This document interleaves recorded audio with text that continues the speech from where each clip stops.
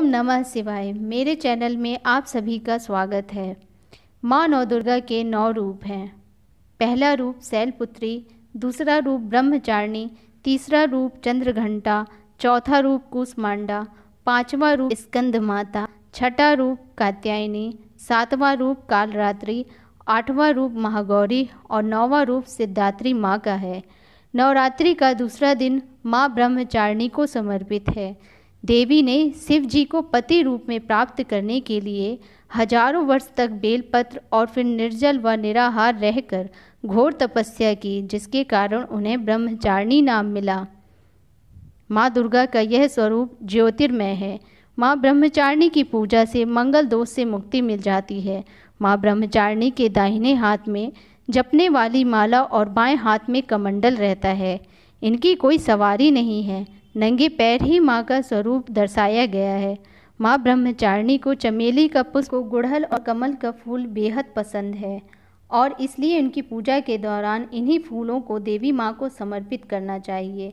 चूँकि माँ को चीनी और मिश्री काफ़ी पसंद है, इसलिए माँ को भोग में चीनी, मिश्री और पंचामृत का भोग लगाएं। इस भोग से देवी ब्रह्मचारिणी प्रसन्न हो जाती हैं। इन्हीं चीज़ों का दान करने से लंबी आयु का सौभाग्य भी मिलता है। माँ नवदुर्गा की 9 शक्तियों में से दूसरी शक्ति ब्रह्मचारिणी है। इन्हें तपस्चारिणी, अपर्णा और उमा नाम से पुकारा जाता है। इनकी पूजा करने से सभी प्रकार के काम पूरे होते हैं, रुकावटें दूर होती हैं, विजय की प्राप्ति होती है। इसके अलावा हर तरह की परेशानी भी खत्म होती है। देवी ब्रह्मचारिणी की पूजा करने से तप, त्याग, वैराग्य, सदाचार, संयम की वृद्धि होती है। माँ नवदुर्गा के हर स्वरूप के पीछे अपनी एक कहानी कथा है। चलिए हम जानते हैं कि माँ ब्रह्मचारिणी के स्वरूप के पीछे क्या कहानी है। माँ ब्रह्मचारिणी के स्वरूप के पीछे की कहानी इस प्रकार है। पूर्व जन्म में इस देवी ने हिमालय की घर पुत्री के रूप में जन्म लिया था और नारद जी के उपदेश से भगवान शंकर को पति रूप में प्राप्त करने के लिए घोर तपस्या की थी। इस कठिन तपस्या के कारण इन्हें तपस्चारिणी अर्थात ब्रह्मचारिणी नाम से पुकारा गया था। 1000 वर्ष तक इन्होंने केवल फल फूल खाकर बिताए और 100 वर्षों तक केवल जमीन पर रहकर साग पर निर्वाह किया।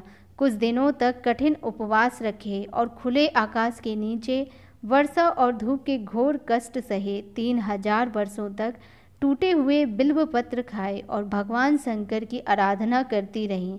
इसके बाद तो उन्होंने सूखे बिल्व पत्र खाना भी छोड़ दिए। कई हजार वर्षों तक निर्जल और निराहार रहकर तपस्या करती रहीं। पत्तों को खाना छोड़ देने के कारण ही इनका नाम अपर्णा नाम पड़ा। कठिन तपस्या के कारण देवी का शरीर एकदम क्षीण हो गया।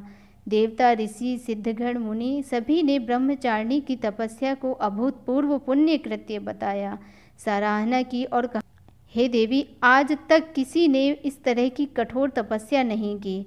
यह तुम्ही से ही संभव थी। तुम्हारी मनोकामना परिपूर्ण होगी और भगवान चंद्रमौली शिव जी तुम्हें पति के रूप में प्राप्त होंगे। अब तपस्या छोड़कर घर लौट जाओ, जल्द ही तुम्हारे पिता तुम्हें बुलाने आ रहे हैं। इस देवी की कथा का सार यह है कि जीवन के कठिन संघर्षों में भी मन विचलित नहीं होना चाहिए। माँ ब्रह्मचारिणी देवी की कृपा से सर्व सिद्धि प्राप्त होती है। दुर्गा पूजा के दूसरे दिन देवी के इसी स्वरूप की उपासना की जाती है। अब हम जानेंगे कि माँ ब्रह्मचारिणी के उपासना के लिए किन मंत्रों का प्रयोग किया जाता है। माँ ब्रह्मचारिणी का मंत्र है ओम देवी ब्रह्मचारिण्यै नमः। माँ ब्रह्मचारिणी का स्तुति मंत्र है या देवी सर्वभूतेषु माँ ब्रह्मचारिणी रूपेण संस्थिता नमस्तस्यै नमस्तस्यै नमस्तस्यै नमो नमः।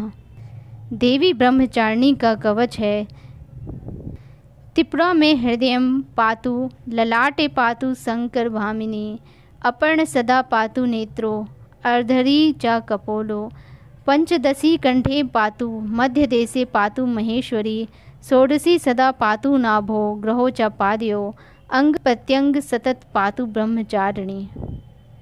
ये सारे मंत्र माँ की उपासना में प्रयोग किए जाते हैं। मेरे द्वारा बताई हुई माँ ब्रह्मचारिणी की जानकारी आपको कैसी लगी मुझे प्लीज़ कमेंट करके बताइएगा। मेरे चैनल को लाइक करिएगा, शेयर करिएगा, सब्सक्राइब करिएगा। धन्यवाद।